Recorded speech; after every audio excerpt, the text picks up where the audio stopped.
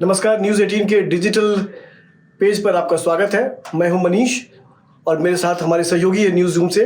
बता दें कि आज बिहार में वोटों की गिनती हो रही है और जो शुरुआती रुझान मिल रहे हैं उसके मुताबिक एनडीए की सरकार बनती दिख रही है। बीजेपी और जेडीयू काफ़ी आगे है इस गिनती में।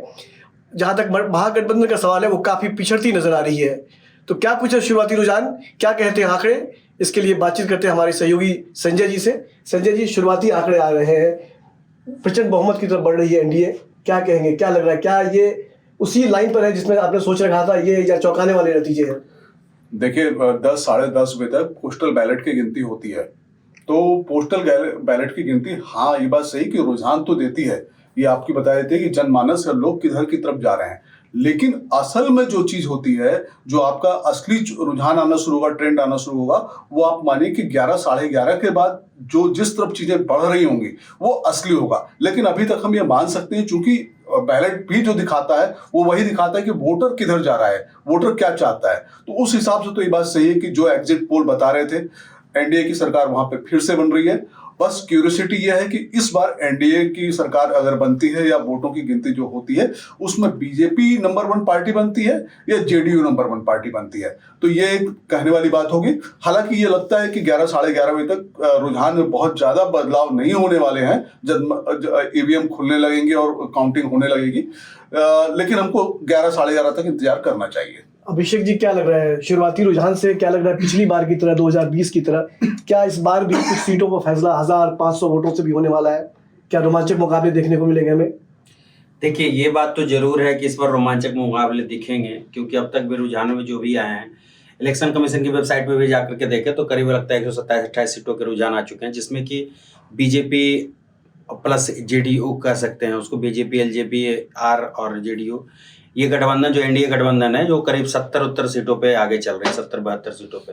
ये तो क्लियर है कि अब एनडीए बढ़त बना चुकी है और बहुमत के को क्रॉस करने की तरफ बढ़ चुकी है।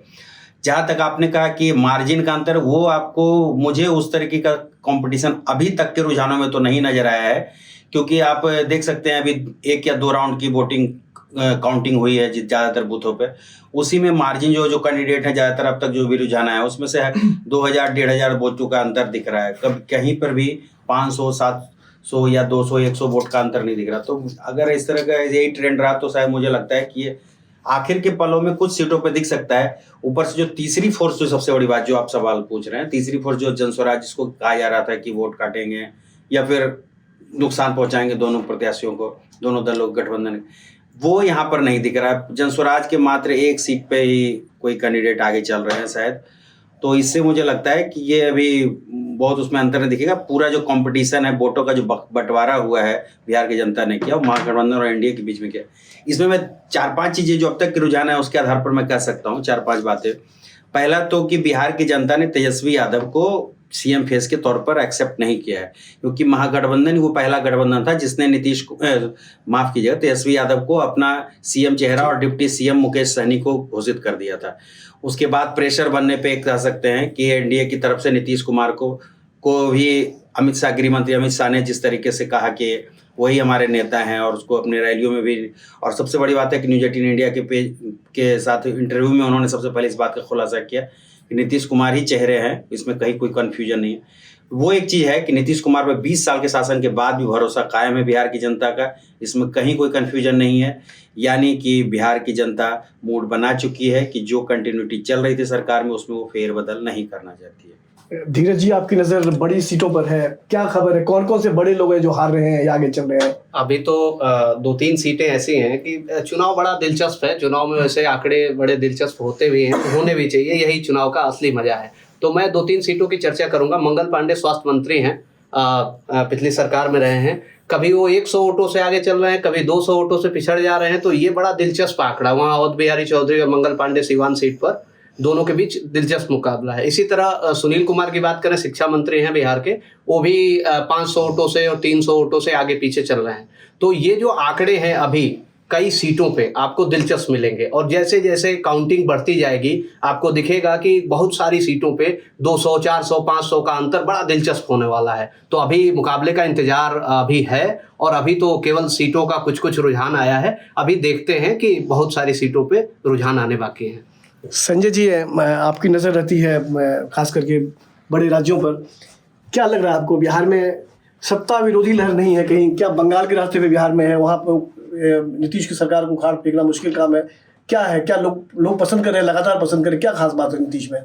देखिए, नीतीश 2005 के बाद से बिहार की सत्ता में है और जाहिर सी बात है कि जब बिहार के लोगों से बात करते हैं तो वो 2-3 चीज़ें बहुत साफ साफ सामने आती हैं कि सड़कें बहुत अच्छी बन गई हैं, बिजली लगातार आने लगी है, क्राइम रेट काफ़ी कम हो गया है। तो ये, और इसके साथ साथ ये भी है कि खेती किसानी में काफ़ी सुधार हुआ है, लोगों को फ़ायदा होने लगा है, पैसा आने लगा है। तो ये मूलभूत चीज़ें हैं। जब आपकी सड़कें अच्छी हैं, बिजली लगातार आ रही है, क्राइम आपका सुधर चुका है, खेती किसानी में भी फायदा होने लग गया है, तो लोग जाहिर सी बात है कि खुश होते हैं। और ये बात सही है कि एक सबसे बड़ी जो आशंका हमेशा रहती है, जो इस बार भी चुनाव में बहुत उसको जोर शोर से उठाया गया, कि जंगल राज आ जाएगा। तो ये बात सही है कि 2005 से पहले बिहार में जो कुछ होता था वो उसमें लोग उसको, जो भी लोग उस समय के हैं वो उसको देख करके जान करके डर जाते हैं कि अगर दूसरी सरकार आती है तो कहीं वो सारी चीज़ें फिर से तो शुरू नहीं हो जाएंगी।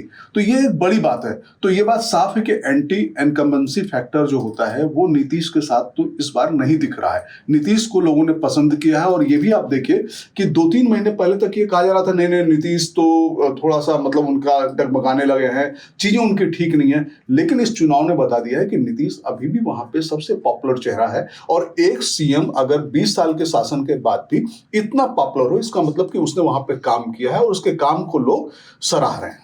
अभिषेक जी, जिस तरह से महागठबंधन में सीट के बंटवारे को लेकर खींचतान मची थी, क्या लग रहा है कि उन्हें उसका नुकसान भुगतना पड़ा है? कि आखिरी मोमेंट तक सिंबल बट रहे थे, 2 प्रत्याशी एक ही जगह से लड़ रहे थे, फ्रेंडली फाइट थी, तो ये जो गुफा हुआ, क्या उसका नुकसान उठाना पड़ रहा है महागठबंधन को? जी बिल्कुल। देखिए, सबसे बड़ी बात है कि जब तक एक चीज गौर कीजिएगा, दोनों गठबंधनों के बीच में एनडीए का जिस दिन से चुनाव का ऐलान हुआ उस दिन से एनडीए के तमाम नेता हैं, तमाम मुख्यमंत्री, उनके राज्यों के केंद्रीय मंत्री सब प्रचार में उतर चुके थे। सबके हेलीकॉप्टर घूम रहे थे, गाड़ियां घूम रही थी। वहीं महागठबंधन की तरफ से तेजस्वी यादव इस पे ज्यादा फोकस कर रहे थे अपने गठबंधन के अंदर कि वो उनको पहले मुख्यमंत्री का चेहरा घोषित किया जाए। दूसरी तरफ मुकेश सहनी भी आखिरी वक्त तक बीच में उन्होंने इस तरह के स्टेटमेंट भी दिए कि गठबंधन में गड़बड़ा गया, सेहत ठीक नहीं है। तो इससे एक मैसेजिंग जो होता है, कहते हैं ना, परसेप्शन का ही सारा खेल है राजनीति।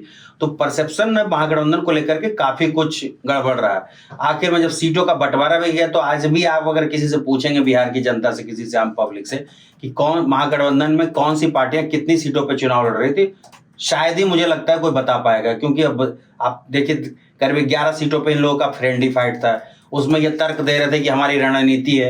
अभी किस तरह की रणनीति है, अगर तेजस्वी यादव अपने इंटरव्यू में लगातार कह रहे थे कि हमारी रणनीति, लेकिन ये किस तरह के, इसको क्लियर करेंगे तभी तो जनता, अगर आप बताना भी चाह रहे हैं इस चीज को तो कम से कम उसको क्लियर तो करें। वो सब काफी बिखरा हुआ दिखा, महागठबंधन में कहीं से यूनिटी नहीं दिखी। वहीं अगर आप कंपेरिजन करेंगे तो ये एनडीए जो था पूरी तरह से यूनाइट था। उसके गठबंधन के तमाम नेता, कोई अगर सीट शेयरिंग है तो सारे नेता एक साथ अपने एक सैंडल से ट्वीट कर रहे हैं कि किसको कितनी सीटें मिली है। वही महागठबंधन में कोई कुछ बोल रहा है, कांग्रेस कुछ बोल रही है, राहुल गांधी पूरे चुनाव में कहीं गायब रहे। आखिर के पहले चरण के बाद वो मैदान में उतरे ही प्रियंका गांधी, और वो कभी दोनों नेताओं की सब कंबाइंड रैलियां नहीं हो इस तरह से। दूसरी तरफ देखें, नीतीश कुमार ने मोदी शुरुआत की 3-4 रैलियों में साथ साथ दिखे, बिल्कुल ही समस्तीपुर की रैली या बेगूसराय की रैली हो। तो इससे समझ सकते हैं कि काफी कुछ अंतर दिखा दोनों गठबंधनों में। जी हाँ, बिल्कुल। तो 2 घंटे की गिनती पूरी हो गई है। सुबह 8 बजे से गिनती शुरू हुई थी, 10:10 हो रहे हैं और एनडीए 169 सीटों पर आगे है, 70 सीटों पर आगे है महागठबंधन। तो क्या कुछ होता है आगे, अगले 2 घंटे 3 घंटे में तस्वीर साफ हो जाएगी। हमारी नजर लगातार बनी हुई है। न्यूज़ 18 के साथ आप बने रहे ताज़ा अपडेट्स के लिए, और आप अपने कमेंट्स हम तक पहुंचाते रहे, बताते रहे कि आप क्या सोचते हैं बिहार में किसकी सरकार बननी जा रही है, क्यों बननी जा रही है। फिलहाल हमसे जुड़ने के लिए आप सबका बहुत बहुत शुक्रिया।